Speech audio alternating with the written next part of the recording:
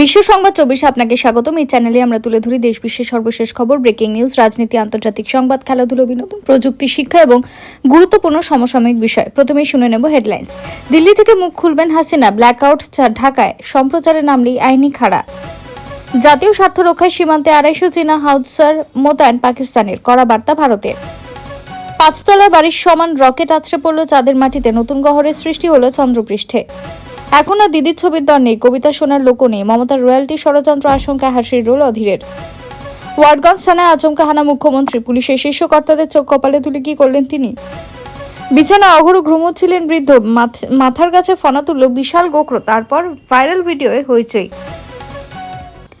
SSKM এ চোখ দেখান, হাইকোর্টের কড়া নির্দেশে বড় ধাক্কা খেলেন অভিষেক বন্দ্যোপাধ্যায়। আবারও পিছিয়ে গেল মমতার ইলেকশন পিটিশন, হাইকোর্টের সময় চাইলেন শুভেন্দুর আইনজীবী, রেজিস্ট্রারের ভূমিকা নিয়ে ক্ষোভ বিচারপতির। রকেট হামলার ভারতীয় জাহাজ ধ্বংসে ইয়েমেনের উপকূলে উদ্ধার 13 জন ভারতীয় সহ 14 নাবিক, নেপথ্যে হুতি। খ্রিস্টানদের উপর আঘাত, মোদী সরকারের এফসিআরএ বিলে বন্ধু দেশের সঙ্গে সম্পর্ক অবনতির হুঁশিয়ারি। 223% ডিএ হাইক, 223% ডিএ বাড়ছে, কিন্তু সবাই পাবে না। কারা পাবেন এই মহার্ঘ ভাতা, কারা থাকছেন বাইরে, সহজ ভাষায় জানুন। আদালত কোনো বিশেষজ্ঞ চিকিৎসকের প্রতিষ্ঠান নয়, অভিষেকের বিদেশ যাত্রায় মামলা ঘিরে হাইকোর্টে বড় নির্দেশ। মাদ্রাসায় বন্দে মাতরম বাধ্যতামূলক করার নির্দেশ, হাইকোর্টে বড় ধাক্কা খেল মামলাকারীরা। পর্দার ভিলেন, মদ খেয়ে প্রথম স্ত্রীকে মারধরের অভিযোগ। বিয়ের 5.5 মাসেই বিচ্ছেদ হয় অভিনেতা প্রদীপ রাওয়াতের। বিএড প্রথম সেমিস্টার কক্ষে সিসিটিভি ক্যামেরা রেকর্ডিং বাধ্যতামূলক, 5ই আগস্ট পরীক্ষা ঘিরে কড়া নিরাপত্তার নির্দেশ। বাড়িতে বসে এভাবে 5 মিনিটে করে ফেলুন রান্নার গ্যাসের ইকেওয়াইসি, 16 আগস্টের পর করলে কিন্তু এলপিজির জন্য দিতে হবে 2000 টাকা। রিপাবলিক বাংলা ছাড়ছেন ময়ূক রঞ্জন ঘোষ, এক পোস্টে জল্পনা তুঙ্গে। প্রধানমন্ত্রীর উপর শ্রদ্ধা বার্তা যদি তিনি, মোদীর সমালোচনায় দেশের আরো এক গায়িকা। অগস্টে পৌরদের জন্য দারুণ সুযোগ, পরপর 2 দিন ছুটির মাঝে বড় ঘোষণা, কোন রাজ্যে বন্ধ থাকবে স্কুল কলেজ। তরুণদের কথা শুনুন, বল প্রয়োগ করলেই বিপদ, ছাত্র আন্দোলন নিয়ে কেন্দ্রকে চরম সতর্কবার্তা দিল শীর্ষ আদালত। বাংলায় ফিরতে চান বাংলাদেশেও, কিন্তু রাজি নয় ঢাকা, আপাতত ভারতেই শহর ছাড়ার আগে বললেন তসলিমা। ভয়ঙ্কর হামলা, লোহিত সাগরে হামলায় ডুবল ভারতের পতাকাবাহী জাহাজ। মাঝ আকাশে 300 ফুট পতন, মনে হচ্ছিল আর বাঁচব না, এয়ার ইন্ডিয়া বিমানে হারহিম করা অভিজ্ঞতা। দ্বিতীয় বিয়ের 6 মাসে স্ত্রী সন্তান ছেড়ে প্রথম বউয়ের সঙ্গে সম্পর্ক, বিচার চেয়ে ধর্নায় চিকিৎসক ঘরণী। যুদ্ধের জেরে চড়চড়িয়ে বাড়ছে তেলের দাম, রেপো রেট নিয়ে ঘোষণা, রিজার্ভ ব্যাংকের বাড়বে ইএমআই। ইউপিআই দিয়ে কেনাকাটা বা সার্ভিস চার্জ 2000 টাকার বেশি লেনদেনে কাটবে বাড়তি টাকা, জানুন আসল রহস্য। 16 আগস্টের মধ্যে করতেই হবে, নইলে রান্নার গ্যাসে দিতে হবে 2000 টাকারও বেশি। পুলিশকে ফ্রি হ্যান্ড দিয়ে নিজেই মাঠে নামলেন মুখ্যমন্ত্রী, সংখ্যালঘু এলাকার স্পর্শকাতর থানায় আচমকা পরিদর্শনে কি দেখলেন? তামিলনাড়ুর এলিয়েন মন্দির, যেখানে দেবতার আসনে ভিনগ্রহের প্রাণীর মূর্তি। চাকরি প্রার্থীদের ভাগ্য বদলে ঝাড়খণ্ডে জোরদার আন্দোলন, প্রশ্ন ফাঁস, দুর্নীতি বিরুদ্ধে ফুঁসে উঠলেন যুব সমাজ। বিমা ছাড়া আর পাওয়া যাবে না পেট্রোল, সুপ্রিম কোর্টের এক রায় মাথায় হাত কোটি কোটি গাড়ি চালকদের। জীবনে একবার শুধু মানুষটাকে জড়িয়ে ধরতে চাই, সমাজের আসল নায়ককে কুর্নিশ জানালেন অভিনেত্রী শ্রুতি দাস। কে কোথায় চিকিৎসা করবে তার ইচ্ছা, পাশে দাঁড়িয়ে পয়সাওয়ালা খোকাবাবু অভিষেককে বিঁধলেন অধীর। এলআইসির ধামাকা পেনশন স্কিম, অবসরের পর আর অন্যের উপর নির্ভর করতে হবে না, মাসের শুরুতেই ঢুকবে মোটা টাকা। জেলের সাজা খেটেও শিক্ষা নেই, জামিনে মুক্ত হয়ে ফের নাবালিকাকে তুলে নিয়ে গিয়ে ধর্ষণ, পিটিয়ে মারল ক্ষিপ্ত জনতা। পণ্যবাহী জাহাজে হামলা বন্ধ করতেই হবে, লোহিত সাগরে ভারতীয় জাহাজ ডুবে যাওয়ার পর বিবৃতি দিল্লির, কড়া বার্তা। ভারতের প্রথম গঙ্গার উপর কাচের ব্রিজ, যেখানে দাঁড়ালেই মনে হবে শূন্যে ভাসছেন, কোথায় আছে জানুন। টাকা পয়সা তো আমাকে অনুসরণ করে, হঠাৎ হাসির রোল রবি কিষণকে নিয়ে, কেন আলোচনায় তিনি? এক নজরে সপ্তম বেতন কমিশন, বেতন, basic pay, DA, gratuity, pension, income tax ও ছুটির নিয়ম, সব গুরুত্বপূর্ণ তথ্য একসঙ্গে। তৃণমূল অফিসে হামলা, কুণাল ঘোষের বিস্ফোরক দাবির পরেই আসল তথ্য ফাঁস করল বিজেপি। এবার আসছে বিস্তারিত খবরে। ভিডিওটি ভালো লাগলে লাইক করুন এবং আমাদের ইউটিউব চ্যানেলটি সাবস্ক্রাইব করে আমাদের সঙ্গে থাকুন পরবর্তী আপডেটের জন্য। ধন্যবাদ।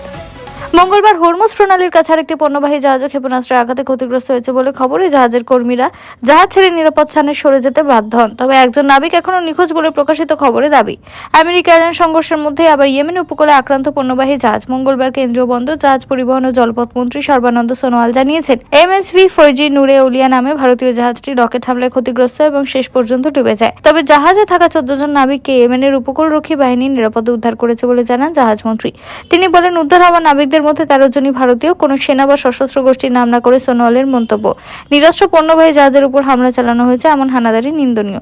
আমাদের কাছে মানুষের নিরাপত্তাই সর্বোচ্চ অগ্রাধিকার। মঙ্গলবার হরমুজ প্রণালীর কাছে আরেকটি পণ্যবাহী জাহাজও ক্ষেপণাস্ত্রের আঘাতে ক্ষতিগ্রস্ত হয়েছে বলে খবর। এই জাহাজের কর্মীরা জাহাজ ছেড়ে নিরাপদ স্থানে সরে যেতে বাধ্য হন। তবে একজন নাবিক এখনো নিখোঁজ বলে প্রকাশিত খবরে দাবি। ভারতীয় জাহাজে হামলাকারীদের পরিচয় সম্পর্কে সোনোয়াল কোনো মন্তব্য না করলেও ইয়েমেনের শিয়া বিদ্রোহী গোষ্ঠী হুতি এই কাজ করেছে বলে কয়েকটি সংবাদ মাধ্যমের দাবি। লোহিত সাগরে তেল ও গ্যাসবাহী জাহাজের অবরোধ করার জন্য গত মাসে ইরান তাদের সাহায্য পুষ্ট হুতি বাহিনীকে নির্দেশ দিয়েছিল বলে সেই সময় সংবাদ সংস্থা রয়টার্স প্রকাশিত খবরে দাবি করা হয়েছিল। ওই প্রতিবেদনে জানানো হয়েছিল, তেহরানের বার্তা পেয়ে ইয়েমেনের লোহিত সাগর ও এডেন উপসাগরের কাছে একটি পাহাড়ি অঞ্চলে ক্ষেপণাস্ত্র এবং ড্রোন মোতায়েন করা হয়েছে হুতির তরফে। এর মাধ্যমে লোহিত সাগরের প্রবেশদ্বার বাবা এল মানদেব প্রণালীতে চলাচলকারী জাহাজে হামলার যাবতীয় প্রস্তুতি সেরে ফেলেছেন তারা। চাঁদের মাটিতে আছড়ে পড়ল রকেট।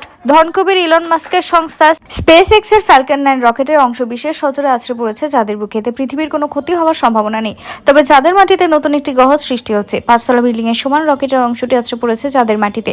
চাঁদের মাটিতে আছড়ে পড়ার সময় গতিবেগ ছিল ঘন্টায় 8690 কিলোমিটার। রকেটটি আছড়ে পড়ায় কয়েক মাইল উঁচু ধুলোর মেঘ তৈরি হয়, কিন্তু সূর্যালোকের জেরে খালি চোখে পৃথিবী থেকে দেখা যায়নি। তবে চাঁদের মাটিতে পাকাপাকিভাবে দাগ বসালো স্পেস এক্স।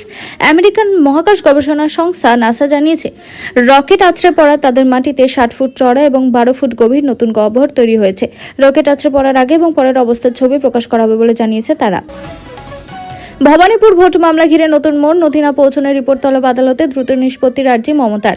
সৌনক মণ্ডল, কলকাতা। সারাদিন রাজনৈতিক লড়াই শেষ হলে আইনি লড়াই এখনো বাকি। ভবানীপুর বিধানসভা কেন্দ্রে নির্বাচনী ফলকে চ্যালেঞ্জ জানিয়ে ভবানীপুর ভোট মামলা ঘিরে নতুন মোড়, নথি না পৌঁছানোর রিপোর্ট তলব আদালতের, দ্রুত নিষ্পত্তির আর্জি মমতার।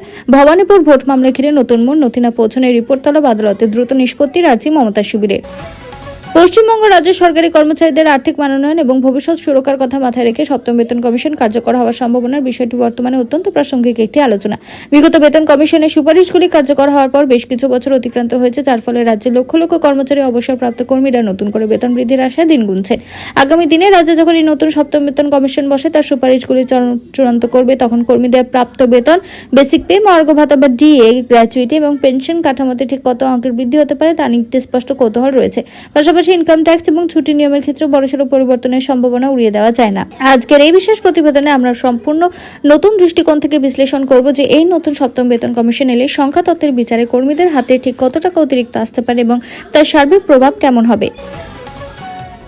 লোহিত সাগর দিয়ে যাওয়ার সময় এসএমভি ফৈজে নূরে ওলিয়া নামের ভারতীয় পণ্যবাহী জাহাজটিতে ক্ষেপণাস্ত্র হামলা হয়। জাহাজে 14 জন নাবিক ছিলেন, তাদের মধ্যে 13 জনই ভারতীয়। ভারতের বিদেশমন্ত্রী এস জয়শঙ্কর লোহিত সাগরে ভারতীয় জাহাজে হামলার ঘটনার নিন্দা করল নয়াদিল্লি। ভারতের বিদেশ মন্ত্রক জানিয়েছে, মঙ্গলবার ইয়েমেন উপকূলে পণ্যবাহী জাহাজের উপর হামলা উদ্বেগজনক। আমেরিকা এবং ইরানের সংঘাতের মাঝে বার কয়েক হামলার মুখে পড়েছে ভারতীয় জাহাজ, আবার কখনো অন্য দেশের জাহাজে থাকা ভারতীয় নাবিকেরাও আক্রান্ত হয়েছেন, মৃত্যুও ঘটেছে। পশ্চিম এশিয়ার অঞ্চলে বারবার ঘটে চলা এই ধরনের ঘটনা অবশ্যই বন্ধ হওয়া উচিত বলে মনে করে ভারত।